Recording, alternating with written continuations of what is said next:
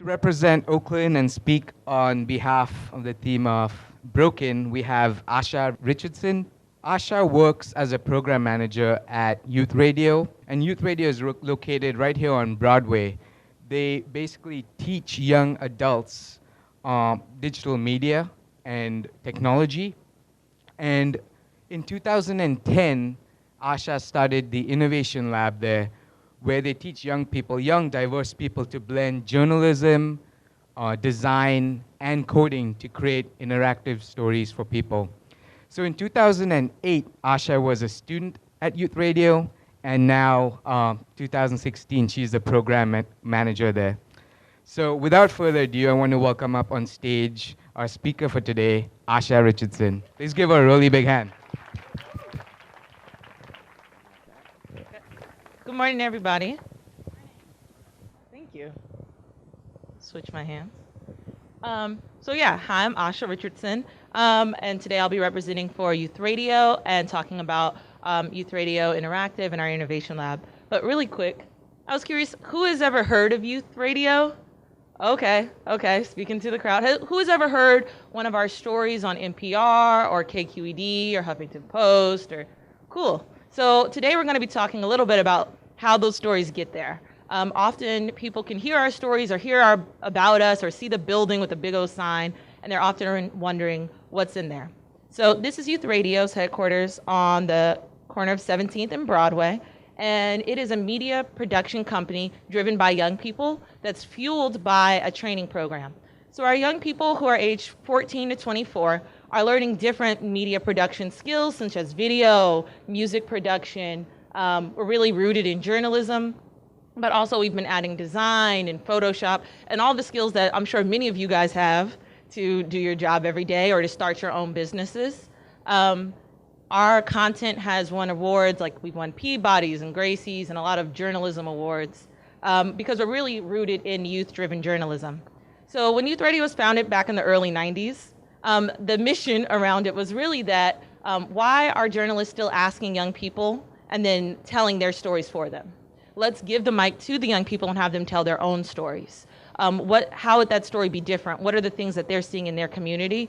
What are the problems? What are the things that they believe are broken? What are the issues that they see, and how do they want to tell their own stories? So recently, that coverage has included things such as talking about tech moving to Oakland, Uber's headquarters coming in, and will tech in Oakland look different than San Francisco and other places? Talking about how juvenile hall has been changing and what's wrong there, and even when they make changes, what are the other impacts? For instance, in juvenile hall, the numbers of young people have reduced that are in juvenile hall in Alameda County, but other issues have arisen, like there's more fights or there's more use of restraints or these other issues that are coming up, and having young people tell those stories. Talking about the drought, and basically they were like, why does the water taste weird? And investigating what's going on. And then, as many of you guys are aware, talking about gentrification and how their stories are changing. So Youth Radio is officially the youth desk for NPR, although we have content on many different platforms and media. But we actually does anybody know who David Green is? Woo woo. All right. Morning Edition was aired out of Youth Radio studios for a week. Still airing on East Coast time, so we had people like sleep on the couch and then waking up to do the stories, and we had young people coming in every day to like, okay, we got to go get this and we have to fix this, and they really got to see like what that would look like if we were airing stories regularly out of Youth Radio on NPR schedule. So David Green and his producer came and really worked one-on-one with a lot of the young people there.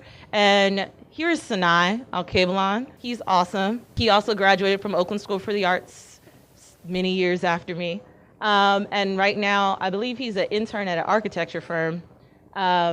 He went through one of the programs at Youth Radio that we'll talk about today. And he was leading David Green here on a tour of downtown Oakland. What used to be there? What's changed? What are the historical places? They went over to the history room over at the Oakland Museum and really talked about the history of Oakland and what is beautiful and unique about the space that we're all sitting in today. One of the quotes that came out was just talking about how is the city changing. So here he says, West Oakland was really seen as ground zero for gentrification, but the whole city is affected, including downtown, especially as Uber is expanding its huge headquarters and other tech companies that are here as well. How is the city changing? And after these stories, and around these stories, we really wanted to think about how do we tell a story, how do we transform from audio to interactive? And here I'm gonna pause a little bit, talk about me, because so yes, I graduated from Oakland School for the Arts in 2009, and I had been participating at Youth Radio, and I was like, I don't really know if I want to do radio journalism. Like, I'm enjoying it. Like, I'm on NPR talking about tech and how, you know, college recruiters hit me up on Facebook and what does identity theft mean for teenagers? It means that someone steals your picture and tries to be you on the internet. And I wasn't sure if that's what I wanted to do. So I left for a little bit and they called me and they were like, we think we're going to make apps. And you're the young person that's always writing about apps and technology. So like, let's try this new thing out. And in 2010, we made a video and we sent it to the MacArthur Foundation to start our app lab, to really talk about what is the new wave of storytelling gonna be? Is it enough for young people to just create content, or should they also be leading, and we believe yes, they should be leading, in creating the platforms and the tools that are used to create that content? And how does that shape what that ecosystem looks like? How are they getting these new skills that they're gonna need to be able to be here in Oakland and to thrive in the Bay Area or wherever they want to go? I was just talking with someone earlier this morning while drinking coffee about how they went to a completely different country and were able to do coding there because they have this skill that's transferable across the world. So how do we give our young people from the area, and we do serve young people who are at Berkeley, as far as Walnut Creek to Daly City, how do we give them the skills that they need to be able to create the futures that they want? And so we started the App Lab, and then when I graduated from Mills College, I was like, I'm really passionate about this, and I want to see this go on to the next phase. And so with that, we were talking about how do you go from audio to interactive? How do you tell those stories? How do you address those same issues with a different media and a different platform? So the way that we do that is we start with journalism. That's what we're known for. And how do we make this huge leap to this completely other different thing? We start with storytelling, interviewing, researching, and then what we started to do was add design. So what does that look like? How do people experience that differently? What colors, what stories do you change? How do you show data in different ways? And then really adding coding, starting with mobile apps, and then we went kind of backwards into websites and what does coding look like? What is the difference between back end and front end and databases and all these different things around that? Adding in the community. So who else is a part of this story? Who else is affected by these issues? And how do we integrate their stories? How do we also amplify their voices? And the thing that's really interesting about that is that the young people at some point realize, okay, they start with a commentary about them and themselves and their issues that they're going on. And you kind of see this transition where they want to start telling other people's stories also. And that's really a transformative change to see in a teenager, that they want to incorporate the community. And then also social media to get the story out there, but also to start to, when we talk about databases with young people, how do we, collect content? How do we create something that's generated by users? And how does that look different? The other thing that's really awesome about these very broad circles here is that these are all career paths. They are all skills in different areas here that are addressing also issues that we're facing in the pipeline and in recruiting and in hiring. I saw someone's label here of like, what do I want to fix? I want to fix recruiting. How do we give the young people the skills to be able to thrive in those different areas? Because one of the awesome things about the young people that work at Youth Radio is after 6 months of training, they're all paid interns. So they're actually it is their job to tell these stories. It is their job to identify issues, to identify systems that are broken, to try to create solutions. And how do we create these solutions with projects that go through this whole cycle? Today I'm going to talk a little bit about West Side Stories, which is really highlighting gentrification in Oakland. It's really one of the moving pieces of that story that Sinai was talking about with David Green and showing him parts of his city. Anybody see this? Oh, a couple. Oh, yay. Hooray. Sometimes you put things on the internet and Google Analytics tells you that thousands of people saw it and you're like, who are these people? So I'm glad that some of you got to see it, but for those who didn't, this is West Side Stories. It's a map about gentrification in Oakland that was created, again, in this innovation lab where we're combining journalism, design, coding, community. So here's a quick look at it. This is if you were to scroll on this side and it takes you around Oakland to show you places that were of historical importance or emotional importance to the young people, combined with interviews from people who wanted to come into the city, combined with interviews from young people who had been in the community much longer than the young people themselves, but also all of the designs, all of the graphics, the framework for the coding was all produced by the young people inside of the building. And we do have it's called Collegial Pedagogy, but basically it means that we have a professional in the industry who works with the young person to build these things. So we're pretty upfront about some of the heavy lifting, like integrating Mapbox and our lead developer did do, but it's also about exposing young people to that. And then we also included a lot of our content that had already existed about West Oakland, dancing on the BART trains as your job, or what does it mean to have like someone from your high school is now in the NFL, talking about Marshawn Lynch at McClymonds. So just to give you a deeper dive into it here, what the young people really said was, a lot of people have different ideas about what does it mean, what does gentrification mean? And I'm sure if I went around, people might have different definitions even this morning about if it's a good thing or a bad thing or what does it mean. And so our young people were like, regardless of your opinion, if you're moving into a space, you need to recognize the history of that space.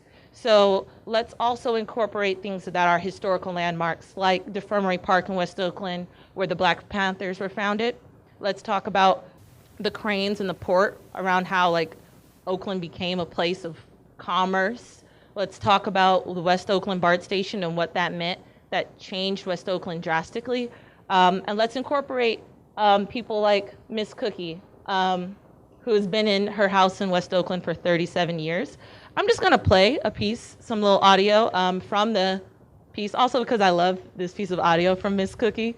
And again, that's the piece around community. Sinai was like, you know who's been in my like neighborhood for forever? Is this old lady named Miss Cookie.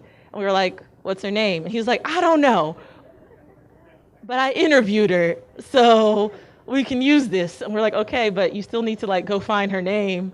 You got to do some facts around how long she's been there. But he was recognizing there are people in his community that know more than he does, and let's incorporate their voices. My name is Joyce Elaine Collier. I stay at Campbell Street, Oakland, California. 37 years at this address. There used to be blacks all in the neighborhood in the early 2000s. But then they all moved away. So now it's mostly all whites. It's like 4 blacks on that block now. Well, a lot of the people that had the houses, like the old people had the houses and stuff, they died. And they left the house to the children, and children turned around and sold their mother houses and stuff. That was stupid. Now all these white people coming down here buying up all their houses, and I don't think that's right. So I'm staying right here where I'm at. I paid $15,000 for my house, and I'm staying right here. I ain't going nowhere. I wish that I could find anything in Oakland for $15,000. I might be able to rent a closet for a few months. But yes, those are the stories that we wanted to incorporate. But also, as we were sitting together with the team of like, okay, who is missing? Like, we want to do something that's different. We're like, okay, well, let's ask people who are new to Oakland, like, why are you here? How do we find people who are new to Oakland? So we decided we were going to go to an open house, and Sanai and another young person just got online. We looked up open houses, and we sent them with an adult staff to just stand in front of an open house and be like, "Excuse me, why are you here?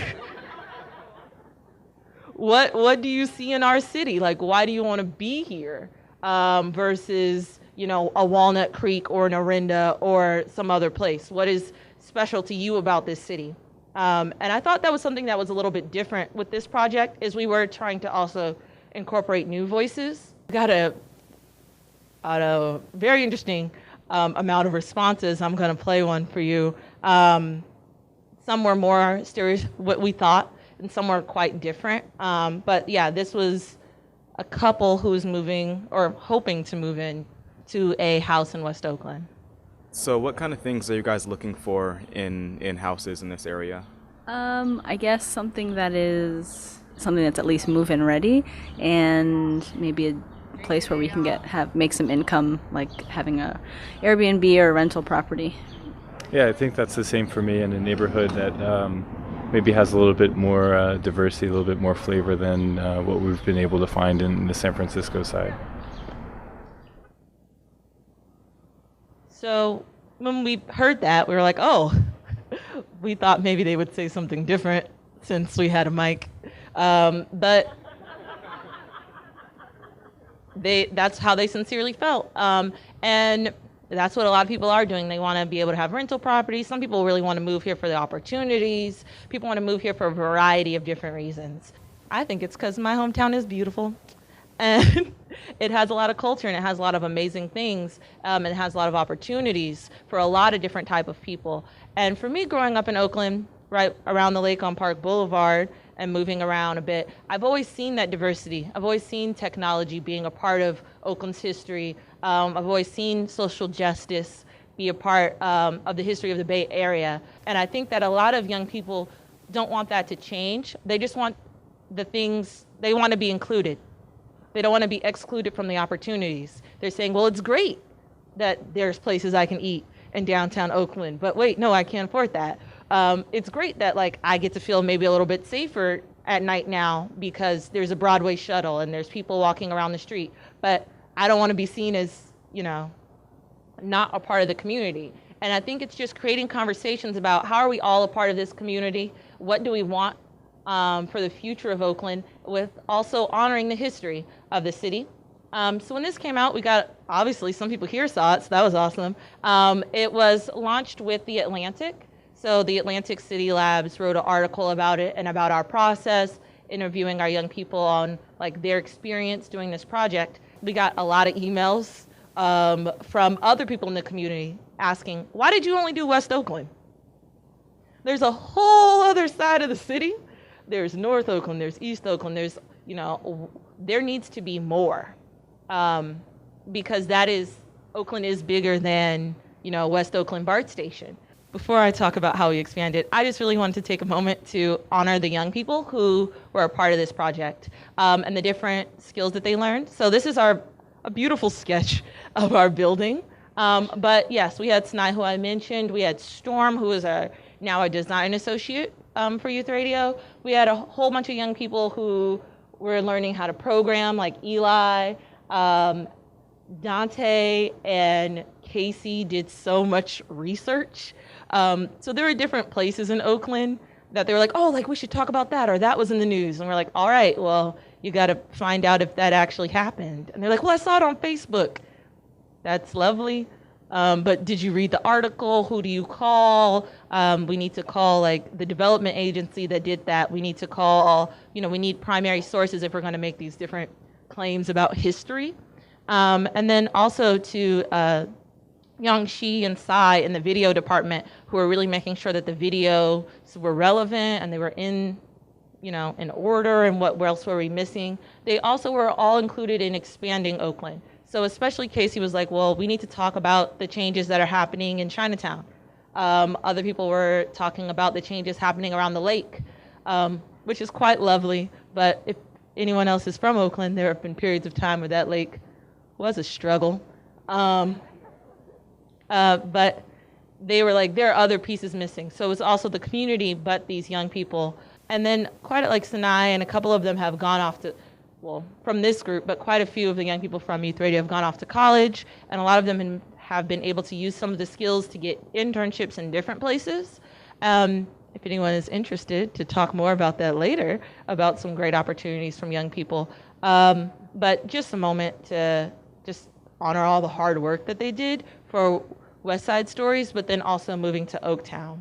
We added 27 more stories from Chinatown, Lake Merritt, downtown, East Oakland, and we really wanted to include East Oakland because we feel, or I feel like often East Oakland is sometimes left out of this conversation because Oakland goes all the way to 110th or past 106th Street. And even down there, young people are saying, well, why are they putting lamp posts in? And a beautiful thing that's coming out of this is young people are being really critical, and they're really using those critical thinking skills that they've been developing to start to see what are the changes, how are these good things? Like having new sidewalks is a wonderful thing, but does that mean that the prices are going to change? Does that mean that the city is going to change, or do you just need new streets because the city has way too many potholes? We included all the way to West Oakland. We also acknowledge a lot of other youth-serving organizations that are in these different communities. One, because they called us, and two, because a lot of different organizations are addressing how young people feel about what's going on in their city and how young people want to address the changes in their city. So, and then we also had to include the arena. One moment of silence for the Golden State Warriors. We also, included the video from last year when, for the first time in 40-something years, they won a championship. And what did that mean for young people who, for many of them, their whole life, they haven't seen the basketball team from their city win? And what did that mean to have we have an all-star team now? And how does that change their perspective? Also, because the Oracle Arena does hire quite a bit of young people. And then what are the changes going to be for them when the Warriors move to San Francisco? And then I just wanted to talk and just leave it at this slide too, about what's next. So what's next for this project is that we've had a lot of interest to talk about gentrification nationally. So Youth Radio has been doing boot camps in several other cities across the country and different trainings around how to hear young people tell their stories and address the problems or issues in their community and give them a voice to talk about that and try to figure out what a solution might be. But also recognizing that gentrification is not something that's unique to Oakland. However, the source of it or why it might be happening is different in every city. So over here, we're really, talking about tech. In New Orleans, a lot of gentrification has been occurring because of the after effects of Katrina. In Brooklyn, it's completely different. So how do we start to tell this as a national story from a youth perspective of the issues that are facing their community and the solutions that they want to create? Also, Youth Radio wants to be telling more stories nationally. So moving forward, having more of these trainings would be training more young people across the country about how do you tell your story if it's an audio story, or how do you address problems with a mobile app, or should this be a web interactive? What is the best platform to tell your story or to address issues, to create solutions? How do we do that on a national platform and to be able to curate stories from young people to really become a hub of youth-driven journalism, or I like to think youth-driven solutions, problem solving, really giving the future the platform to tell and to create, what we want for our future. And then we're also talking about really expanding, or at least I'm also really talking about really expanding in Youth Radio Interactive. How are we having more of the young people learning more and more programming, but not only programming for programming's sake, programming for solutions, and really being able to feel like they can create change. And not only can they, but they should be able to address these problems in their community, to be able to address what is broken, and not only write about it, but create a solution. So we have young people who are talking about safety for LGBTQ people. How do we make an app to make young people feel more safe? Especially with young people being able to For instance, trans youth being able to go to the like what bathroom can I go to? What laws can protect me in those different situations? Or how do we talk about food inequity nationally? For instance, we had this thing called the $5 challenge, which was quite fun. It was started off as just a audio training activity of, hey, we're gonna give each of you teams $5. Go down into downtown Oakland and try to find some food for $5. Go try to find lunch for $5. What can you get? I don't know if any of you guys have ever succeeded in that challenge to find a quality meal for $5. And they came back with like a half cold pressed juice or like a hot dog, and then they like, you know, hustled up some chips to be like, well, like, you know, I really appreciate it if, and then Casey she was like, okay, what I did was I got on the free shuttle, because that's free, and it's part of the $5, and I was able to go to Chinatown, and she came back with like banh mi sandwiches and like noodles and like we were like, how did you get all of this? And she wrote a story about it. And really to go through that circle model, we said, oh, that's really cool. I wonder what you can get for $5 in different places across the nation. So with NPR, we had a fast food series air, and we challenged the nation, what can you get for $5? This is your $5 challenge. And while that was happening, young people in the interactive department with our partners over at UC Berkeley iSchool were creating a platform that would allow us to gather this information from social media. They had to learn about databases and like what should that look like? How does it look different on mobile? So once we started getting in different information and different submissions, we were able to display that. That actually looks beautiful on your phone, shameless plug. If you go to youthradio.org/5DC. And that really allowed us to see like how are people eating across the country on what would be like a young person's budget. We had a lot of people getting tacos. We had a lot of people having these different hookup specials that they would get. And in the South, you can get quite a lot of food for $5. But one of the really amazing pieces around this is just recognizing and having young people recognize that they can create solutions for all the problems that you guys wrote on your name tags this morning. These are really going to be problems that the next generation that's in high school right now, they're going to have to solve, that they're going to be faced with. And to let them know, you don't have to wait until you graduate from college to create a solution or to recognize an issue in your community. Like, you can do that today. That can be your job now. What are the skills that you want to learn? What are the tools that you need to create a solution for today?